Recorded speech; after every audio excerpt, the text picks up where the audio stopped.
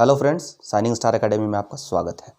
आइए अब हम इस वीडियो में आज देखेंगे मांझी परगना शासन व्यवस्था। इससे पिछले वीडियो में हमने मुंडा शासन व्यवस्था देखा, उरांव की पढ़ा पंचायत शासन व्यवस्था देखा, मुंडा मानकी शासन व्यवस्था देखा, नागवंशी शासन व्यवस्था देखा। आज हम लोग चलते हैं मांझी परगना शासन व्यवस्था को देखते हैं। ठीक है, तो मांझी परगना शासन व्यवस्था जो है वो संथाल जनजाति की शासन व्यवस्था है। संथाल जनजाति की पारंपरिक शासन व्यवस्था को मांझी परगना शासन व्यवस्था के नाम से जाना जाता है। मांझी परगना शासन व्यवस्था, जैसा कि हम लोगों ने मुंडा मान की शासन व्यवस्था जो हो जनजाति की शासन व्यवस्था थी, उसमें देखा था हमने कि मुंडा और मानकी में दो स्तरीय थे, लेकिन इसमें ऐसी बातें नहीं है। मांझी परगना व्यवस्था थोड़ा सा जटिल जरूर है, लेकिन मैंने इस वीडियो में उसे बहुत ही सरल ढंग से प्रस्तुत करने का प्रयास किया है, और जितना मैंने लिखा है मांझी परगना शासन व्यवस्था में, उससे ज़्यादा यकीन मानिए आपको पढ़ने की कहीं से भी कोई आवश्यकता नहीं है। चलिए, संथाल जनजाति चूंकि झारखंड की सबसे महत्वपूर्ण जनजाति है और झारखंड की सर्वाधिक जनसंख्या वाली जनजाति है, जिसकी जनसंख्या लगभग झारखंड में 24 लाख के ऊपर पाई जाती है, इसीलिए संथाल जनजाति के बारे में जानना यहाँ बहुत ही महत्वपूर्ण हो जाता है। इसलिए हम लोग डायरेक्ट जो है वो संथालों की पारंपरिक शासन व्यवस्था पर न फोकस करते हुए संथाल के बारे में सबसे पहले हम लोग जानेंगे। ठीक है, तो संथाल, इसमें मैंने जो दो पॉइंट ऊपर लिखा है ये बहुत इंपॉर्टेंट है, हर परीक्षा में पूछे जाते हैं, चाहे वो रेलवे की परीक्षा हो, जेपीएससी की हो, जेएसएससी की हो, बैंकिंग की हो, एसएससी की हो। ठीक है, भारत में पाई जाने वाली सबसे बड़ी जनजाति कौन है, मतलब जिसका जनसंख्या भारतवर्ष में सबसे ज्यादा है, तो वो है गोंड जनजाति। ठीक है, दूसरा है भील जनजाति, तीसरा है संथाल जनजाति। इसका मतलब संथाल जनजाति जो है वो पूरे भारत में तीसरी सर्वाधिक जनसंख्या वाली जनजाति है, और पूरे झारखंड में सर्वाधिक जनसंख्या वाली जनजाति संथाल है। मैंने पहले ही बताया था कि झारखंड में सबसे ज़्यादा जनसंख्या वाली जनजाति कौन है, तो संथाल है। संथाल के बाद कौन है, तो उरांव है, फिर मुंडा है, फिर हो है, फिर खरवार है। ठीक है, ये मैंने क्रम से बताया था। तो झारखंड की सर्वाधिक जनसंख्या वाली जनजाति संथाल, भारत की सर्वाधिक जनसंख्या वाली जनजाति कौन है, तो गोंड है, उसके बाद कौन है, भील है, तीसरे नंबर पे भारत में आती है संथाल जनजाति। ठीक है, संथाल जनजाति। अच्छा, चलिए चलते हैं गोंड। जो गोंड है वो कहाँ मिलता है, ये क्वेश्चन इंपॉर्टेंट है, पूछा जा सकता है कोई एग्जाम में, इसलिए गोंड का संकेंद्रण भारत में कहाँ है, मध्य प्रदेश में है, छत्तीसगढ़ में है, महाराष्ट्र में है। मैंने क्रम से लिख दिया है, एमपी, उसके बाद महाराष्ट्र, फिर छत्तीसगढ़। यहाँ गोंड जनजाति सर्वाधिक जनसंख्या पाई जाती है, गोंड जनजाति की। भील का संकेंद्रण मुख्य रूप से भील कहाँ पाया जाता है, राजस्थान में पाया जाता है। अब आते हैं संथाल झारखंड की सर्वाधिक जनसंख्या वाली जनजाति, जिनका संकेंद्रण कहाँ है, तो झारखंड के मैप में अगर हम देखेंगे तो उत्तर पूर्व क्षेत्र में, झारखंड के उत्तर पूर्व क्षेत्र जो कि संथाल परगना का क्षेत्र कहलाता है, वहीं पर झारखंड में संथाली जनजाति पाई जाती है। ठीक है, झारखंड में संथाल परगना में संथाली जनजाति पाई जाती है। इस संथाल परगना, थोड़ा सा जान लेते हैं संथाल परगना क्यों नाम पड़ा। इस संथाल परगना में का नाम पहले दामिने कोह था। क्या था नाम पहले, इसका नाम जो था वो दामिने, यहां देखिए दामिने कोह था। इसका नाम 1832-33 में अंग्रेजों के द्वारा दामिने कोह नाम रखा गया था। यहाँ पर बाद में संथाली जनजाति के लोग आए। यहाँ पर पहाड़िया जनजाति के लोग पहले से निवास करते थे, सौरिया पहाड़िया, माल पहाड़िया, इस तरह से पहाड़िया जनजाति के लोग दामिने कोह में निवास करते थे, पहाड़ों पर पहाड़िया जनजाति के लोग। जब संथाल जनजाति के लोग आए तो यहाँ पर संथालों से उनका संघर्ष हुआ। ठीक है, अंग्रेजों ने दोनों जनजाति में फूट डालो राज करो की नीति अपनाई। इस क्षेत्र का नाम दामने कोह रखा। ठीक है, लेकिन जब संथाल और पहाड़िया जनजाति धीरे धीरे मेल भाव से रहने लगे और ये पहाड़ों पर रहने लगे, और संथाल जो है वो तराई क्षेत्रों में रहने लगे। ठीक है, और बाद में संथाल विद्रोह 1855-56 के बाद इस दामिनी कोह का नाम बदल दिया गया। संथाल विद्रोह के बाद इसका नाम 1855 के एक्ट के तहत धारा 37 के तहत इसका नाम कर दिया गया संथाल परगना। और संथाल परगना की सीमा को छोटा कर दिया गया। इसके अंतर्गत 4 उप जिले बनाए गए, दुमका, गोड्डा, देवघर और राजमहल, ये 4 जिले बनाए गए। ठीक है, इसकी सीमाओं को छोटा किया गया।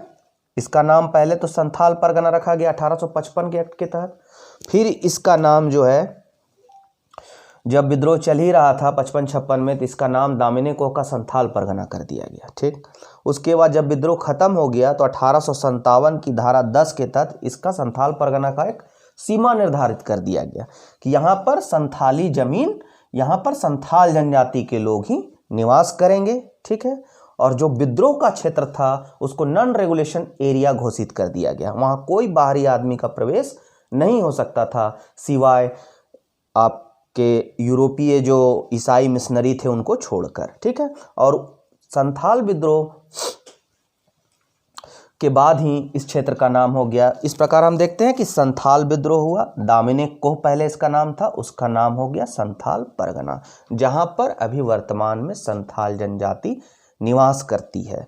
ठीक है, यह संथाल परगना जो है 4 उपजिला में बटा हुआ था। ठीक है, मुख्यतः संथाल परगना का क्षेत्र जहां संथाल जनजाति निवास करती थी वो राजमहल का पहाड़ी क्षेत्र है। ठीक है, भागलपुर का कुछ क्षेत्र जो है वहां पर भी संथाल जनजाति निवास करती थी, निवास करती है। ठीक है, अब आइए आगे, संथाल जनजाति के बारे में हम लोग जान गए। अब थोड़ा सा संथाल जनजाति के प्रजाति के बारे में हम देख लेते हैं। संथाल जनजाति प्रोटो ऑस्ट्रेलॉइड प्रकार की है।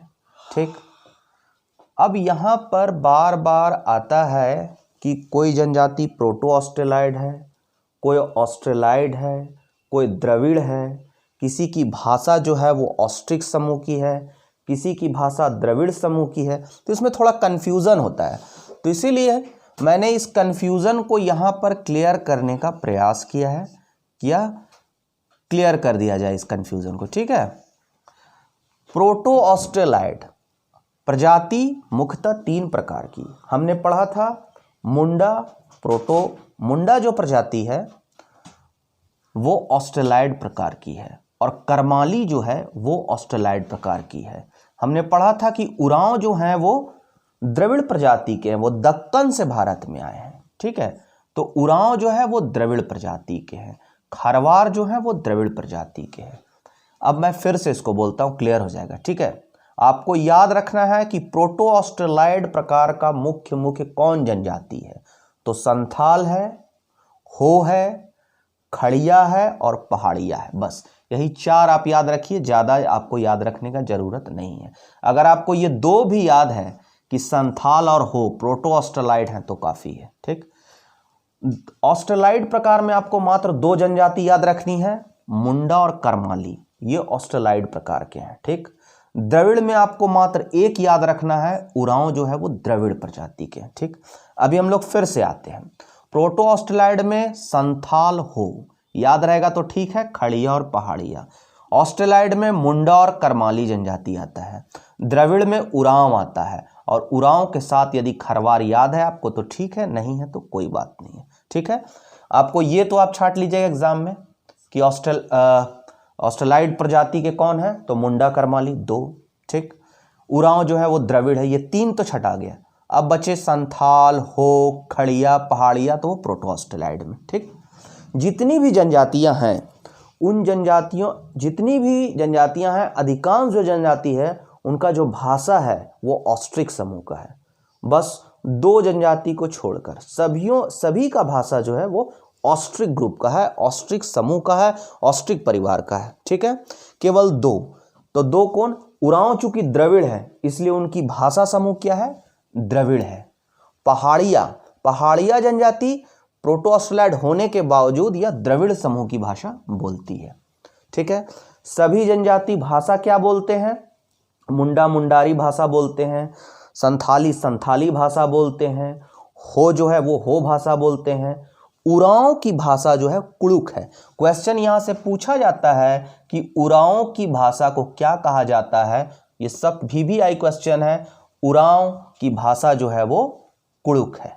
ठीक है, अब आइए हम चलते हैं संथाल पर, जो हमारा मेन टॉपिक है। ठीक, संथाल, संथाल जो है वो 4 वर्गों में डिवाइड है। पूरा संथाली समाज 4 वर्गों या वर्ण में विभाजित है, जिसको हम बोलते हैं वर्ग या वर्ण को संथाली भाषा में हड बोला जाता है। ठीक है, संथाली भाषा में इसको हड बोला जाता है। संथाल जो है वो 4 हडों में विभाजित है। कौन कौन हड? तो एक है किस्कू हड, एक है मुर्मू हड, एक है सोरेन हड, एक है मरूडी हड। पूरा संथाली समाज जो है वो पूरा संथाली समाज राजा, पुरोहित या पुजारी, सिपाही और किसान 4 वर्गों में विभाजित है। पूरा संथाली समाज जो है वो राजा, पुरोहित, सिपाही और किसान में विभाजित है। राजा जो है वो किस्कू हड से संबंधित है, किस्कू हड राजा। मुर्मू हड, जैसे हमारी जो राज्यपाल है वो द्रौपदी मुर्मू या मुर्मू हड की है, जाति की पुजारी है। ठीक है, तो ये मुर्मू हड है। सोरेन हड, हेमंत सोरेन जो हमारे CM है वो सोरेन हड से संबंधित है। मरूडी हड वो किसान, वो खेती बाड़ी का कार्य करते हैं। पूरा संथाली समाज किस्कू हड, मुर्मू हड, सोरेन हड, मरूडी हड में विभाजित है। संथालों में 12 गोत्र पाया जाता है। 8 प्रकार का विवाह है। बाल विवाह निषेध है। मैं फिर रिपीट करता हूँ, संथालों में 12 गोत्र पाया जाता है। 8 प्रकार का विवाह है। बाल विवाह निषेध है। वेरी इंपॉर्टेंट क्वेश्चन संथाल से पूछे जाते हैं कि जैसे हम लोगों ने पढ़ा था कि मुंडा के युवा गृह को क्या कहते हैं, तो मुंडाओं के युवा गृह को गित्ती ओड़ा कहा जाता है। उरांव के युवा गृह को घुमकरिया कहा जाता है। ठीक उसी प्रकार संथालों के युवा गृह को घोटुल कहा जाता है। क्वेश्चन ये बहुत बार पूछे गए हैं JPSC में भी, JSSC में भी, कि संथालों के युवा गृह को क्या कहते हैं, तो घोटुल कहते हैं।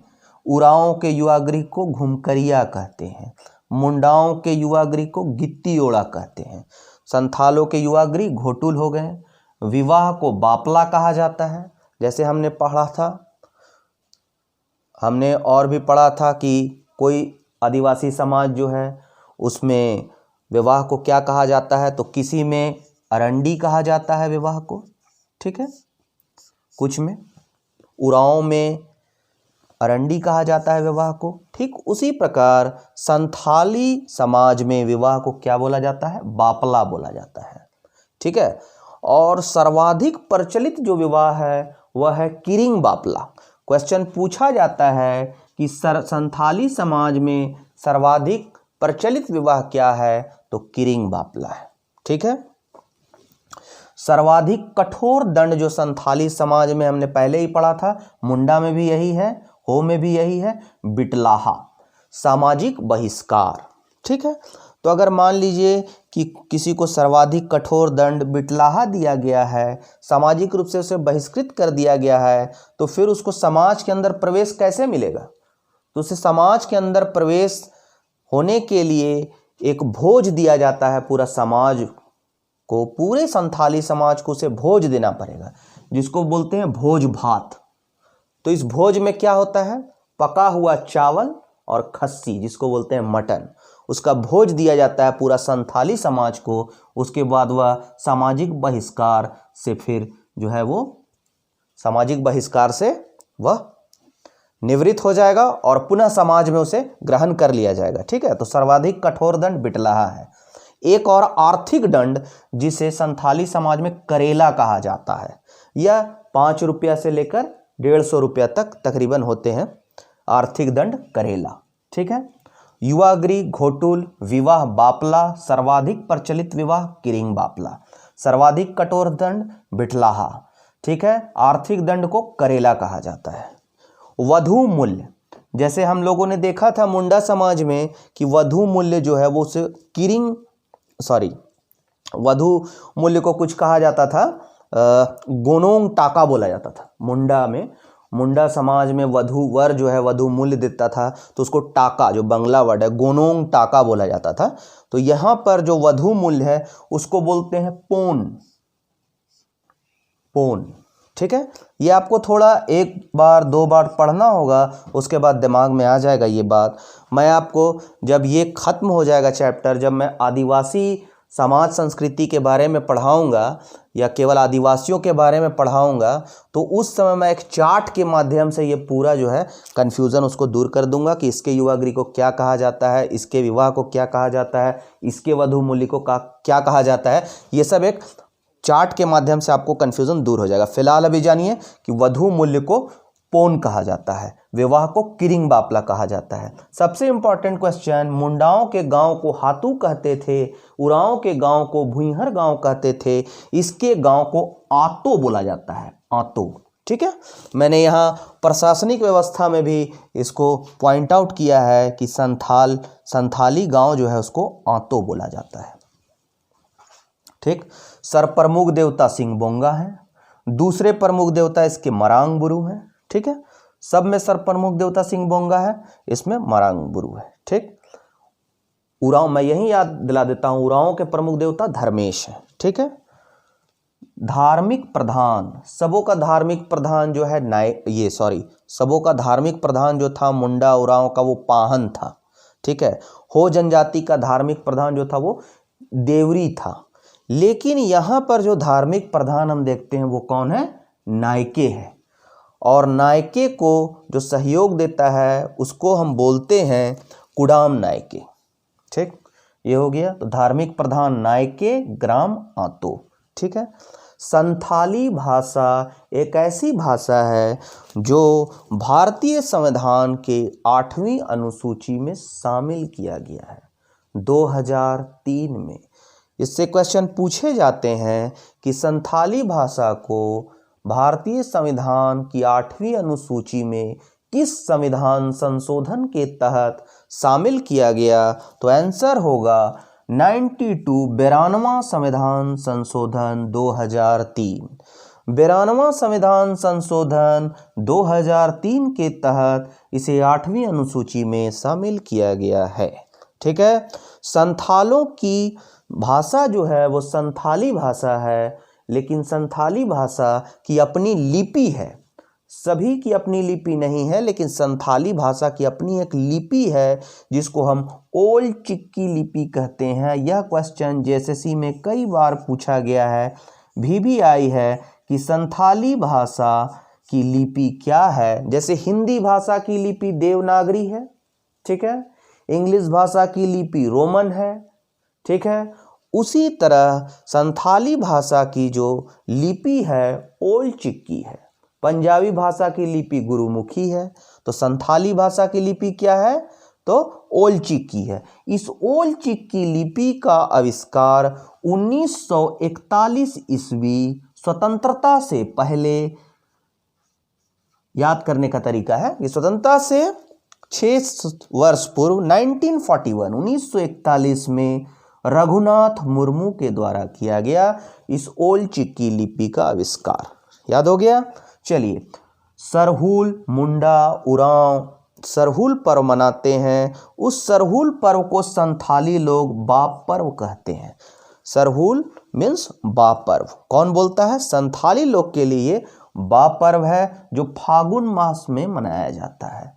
संथाली समाज में त्योहारों का प्रारंभ आषाढ़ माह से होता है। संथाली समाज में त्योहारों का प्रारंभ आषाढ़ माह से होता है। फागुन महीना में सरहुल मनाया जाता है। ठीक है, सरहुल को बाप पर्व कहते हैं। इनका प्रिय त्यौहार सोहराय भी है जो कि 5 दिनों तक मनाया जाता है। यह फसल काटने के समय, जिस प्रकार से फसल कटते रहती है, फसल कटने के समय पूस माह में इसे मनाया जाता है। पूस में 5 दिनों का सोहराय पर्व। ठीक है, चलिए अब हम लोग आगे चलते हैं। यह संथाली जनजाति के बारे में हमने कुछ जान लिया। कुछ इससे ज़्यादा संथाली जनजाति के बारे में कुछ भी नहीं पूछा जाएगा मेरे विचार से। अगर इधर उधर से क्वेश्चन आते हैं तो उसको बाद में हम लोग देखने का कोशिश करेंगे, देखने का प्रयास करेंगे। चलिए अब आते हैं हम लोग मेन टॉपिक जो हमारा है, जेपीएससी का जो हमारा मेन टॉपिक है वो है संथालों की पारंपरिक शासन व्यवस्था, जो कि है मांझी परगना व्यवस्था। पहला क्वेश्चन, मांझी परगना व्यवस्था किस जनजाति की व्यवस्था है? तो संथालों की है। संथाली जनजाति ने यह शासन व्यवस्था किससे ग्रहण किया है? सौरिया पहाड़िया से ग्रहण किया है, क्योंकि पहले दामिनी कोह में कौन रहते थे? पहाड़िया लोग रहते थे।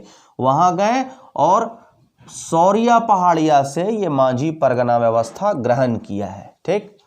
संथालों की मूल भूमि कौन है? संथाली जो थे वो मूलतः चंपा क्षेत्र में रहते थे। चंपा क्षेत्र जो कि कहाँ पड़ता है? हजारीबाग में पड़ता है।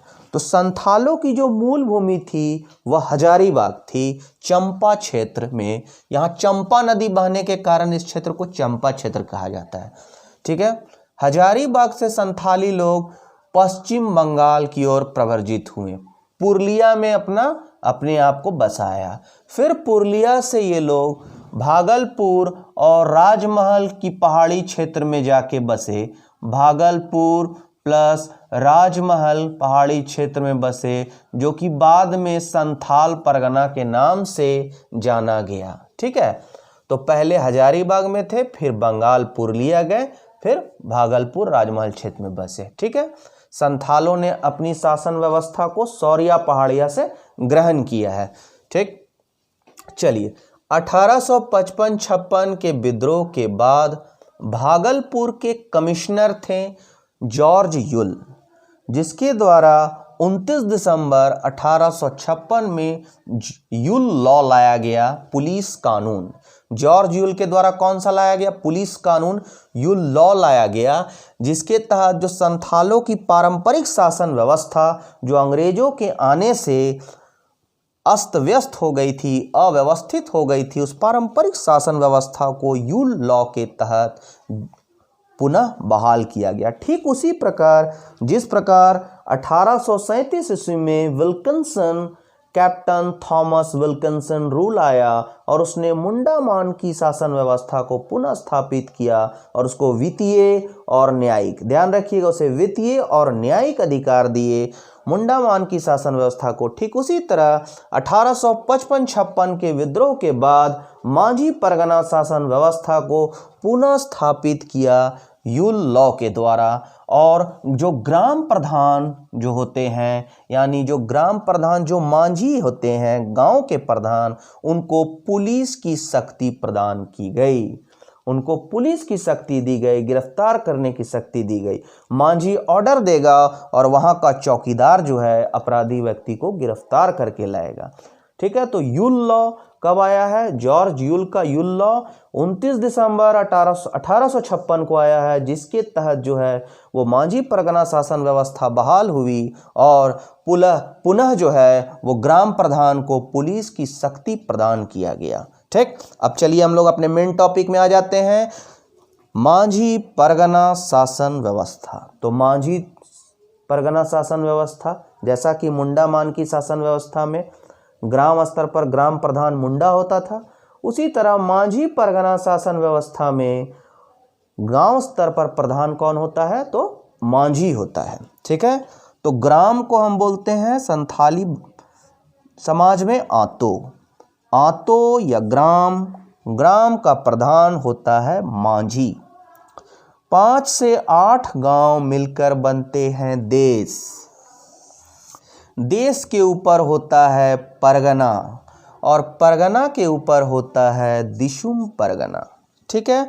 थोड़ा कॉम्प्लिकेटेड शुरू में लगेगा, लेकिन हम जब एक बार, दो बार और जब हम 3 बार उस चीज़ को पढ़ेंगे तो पूरा कॉन्सेप्ट पानी की तरह क्लियर हो जाएगा। अब देखिएगा, आतो गांव, इसका प्रधान जो है वो मांझी कहलाता है। ठीक। 5 से 8 गांव मिलकर देश बनते हैं, जिसका प्रधान देश मांझी या मोड़े मांझी कहलाता है। ठीक है। मांझी से ऊपर देश मांझी। मांझी हो गया, देश मांझी या मोड़े मांझी हो गया। ठीक है। अब देश के ऊपर क्या होगा, परगना, जिसका प्रधान परगनैत कहलाता है। परगना से ऊपर दिशुम परगना होगा, जिसका प्रधान दिशुम परगनैत कहलाता है। जैसे कि हम शिबू सोरेन को बोल सकते हैं, जिनको बोला जाता है दिशोम गुरु। शिबू सोरेन को बोला जाता है ना, दिशोम गुरु की उपाधि दी गई है इनके समाज में, तो ये दिशोम परगना के हेड हैं, दिशोम परगनैत हैं। ठीक है, तो हो गया। सबसे पहले आतो 5 से 8 गांव मिलके बना देश, देश के ऊपर है परगना, 15 से 20 गांव मिलकर परगना, उसके ऊपर दिशोम परगना। तो गांव का प्रधान होगा मांझी, यानी आतो का प्रधान मांझी, देश का प्रधान देश मांझी, परगना का प्रधान परगनैत, दिशुम परगना का दिशुम परगनैत। ठीक है। अब चलिए, यहाँ मांझी, देश मांझी, परगनैत, दिशुम परगनैत। मांझी को उसके कार्य में सहायता करने के लिए पिछला जेपीएससी 6ठा में ये क्वेश्चन आया था कि मांझी को सहायता करने के लिए उपमांझी के रूप में कौन कार्य करता है, यही क्वेश्चन आया था। इसलिए मैंने इसके सारे एग्जीक्यूटिव पावर जो पदाधिकारी को दिए हुए हैं वो सारा लिख दिया है मैंने, और ये बहुत इम्पॉर्टेंट है। और हो सकता है इस बार जोग मांझी से सवाल आ जाए, जोग मांझी से सवाल आ जाए या नायके से सवाल आ जाए, मे भी हो सकता है आ जाए सवाल। ठीक है। मांझी को सहायता देने के लिए एक उपमांझी होता है, जिसको प्राणिक कहते हैं। जब मांझी बीमार पड़ जाता है या बाहर चला जाता है तो उसकी अनुपस्थिति में उपमांझी प्राणिक काम करता है, सारे प्रशासनिक न्यायिक कार्य देखता है मांझी, और उसकी अनुपस्थिति में प्राणिक जो कि उपमांझी है। मांझी का सचिव गुणायत होता है, जो कि संदेश वाहक है। मांझी पंचायत अखड़ा में जब बैठक करता है तो उसकी सूचना लोगों तक पहुंचाना गुणायत मैसेंजर का काम है, गुणायत का काम है, या संदेश वाहक है, या मांझी का सचिव है। मांझी का एक उप सचिव होता है, मांझी का उप सचिव, ये इंपॉर्टेंट क्वेश्चन है, इससे ये इंपॉर्टेंट पॉइंट है, इससे क्वेश्चन पूछे जा सकते हैं कि हम लोग कन्फ्यूज़न स्टूडेंट इस क्षेत्र में करते हैं कि मांझी का उपमांझी सोच लेते हैं कोई जोग मांझी होगा, लेकिन नहीं, मांझी का उपमांझी सहायक उसकी अनुपस्थिति में जो काम करता है वो प्राणिक है। और जोग मांझी जो है, हम लोग को ध्यान देना होगा, जोग मांझी जो है वो मांझी का उप सचिव है।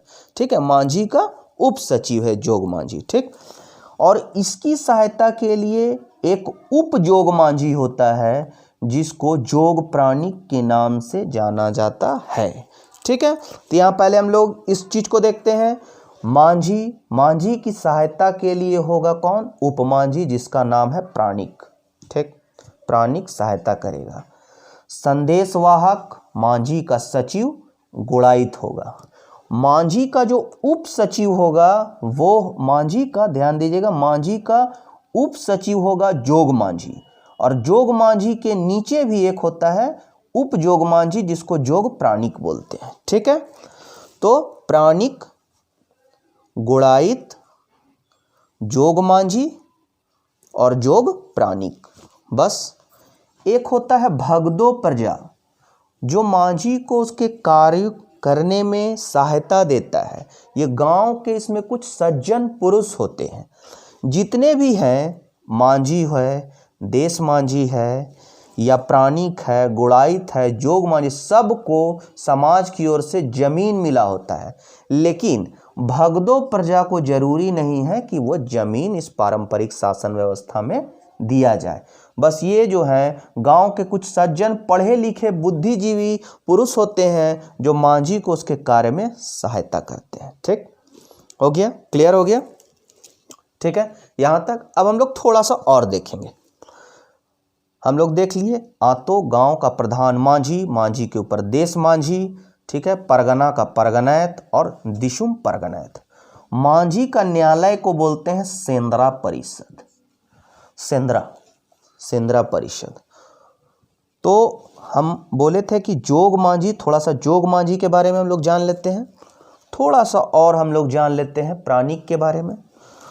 तो मांझी इन चारों प्राणिक, गुणायत, जोग मांझी, भगदो प्रजा की सहायता से आंतों पंचायत, ग्राम पंचायत स्तर पर शासन करता है। ठीक, तो प्राणिक जो है दंड का निर्धारण प्राणिक करता है।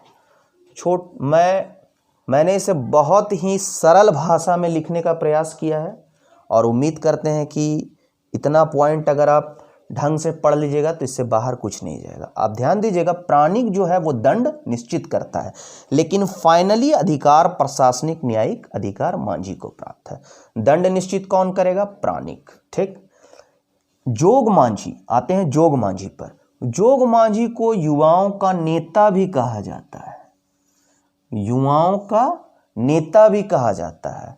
यह विवाह संबंधी समस्या को सुलझाता है। विवाह संबंधी समस्या अगर होता है तो उस पर कोई अंतिम निर्णय देता है।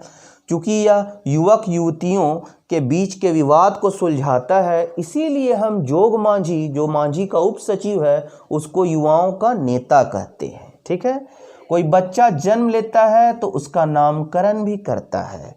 यौन अपराध के मामले को मांझी के न्यायालय सेंद्रा परिषद में ले जाने का कार्य भी जोग मांझी को, इसलिए युवाओं का नेता है, युवाओं का नेता है। विवाह संबंधी समस्या को सुलझाता है। कोई बच्चा जब जन्म लेता है तो उसका नामकरण करता है। वैसा बच्चा जिसका कोई पता नहीं रहता है माता पिता का, उसका नामकरण भी जोग मांझी के गोत्र से कर दिया जाता है। ठीक है, यौन अपराध के मामले को मांझी के न्यायालय में कौन ले जाता है? तो जोग मांझी ले जाता है। ठीक है, अब यहाँ पर हम धार्मिक प्रधान वहाँ पढ़ चुके हैं, नायके होता है। ठीक है, धार्मिक प्रधान कौन है? शादी, विवाह, मृत्यु, अनुष्ठान सब कौन करता है? नायके देखता है। धार्मिक अपराध का फैसला कौन करेगा? नायके करता है। नायके को उसके कार्य में सहायता देने के लिए एक पद होता है कुडाम नायके, जो गांव के बाहर जब नायके नहीं होता है उसकी अनुपस्थिति में कार्य करता है, उसका सहायता करता है। गांव के बाहर देवी देवताओं की पूजा करता है। ठीक है, गांव के बाहर देवी देवताओं की पूजा जहां नायके नहीं जा पा रहा है तो वहां किसको भेज देगा? कुडाम नायके को भेज देगा। ठीक है, तो हमने देख लिया, प्राणिक देख लिया जो कि मांझी का उप मांझी है, प्राणिक, मैसेंजर गुणायत है, जोग मांझी उप सचिव है, भगदो प्रजा देखा, नायके देखा, कुडाम नायके देखा, जोग मांझी जो कि युवाओं का नेता है, प्राणिक जो कि दंड को निश्चित करता है, धार्मिक अपराध का फैसला नायके करता है। अब दो पोस्ट हमको और देखना है। ठीक है, एक जो होता है वो चौकीदार का पोस्ट है, जो कि पारंपरिक पद नहीं है, वो वर्तमान में सृजित किया गया पद है।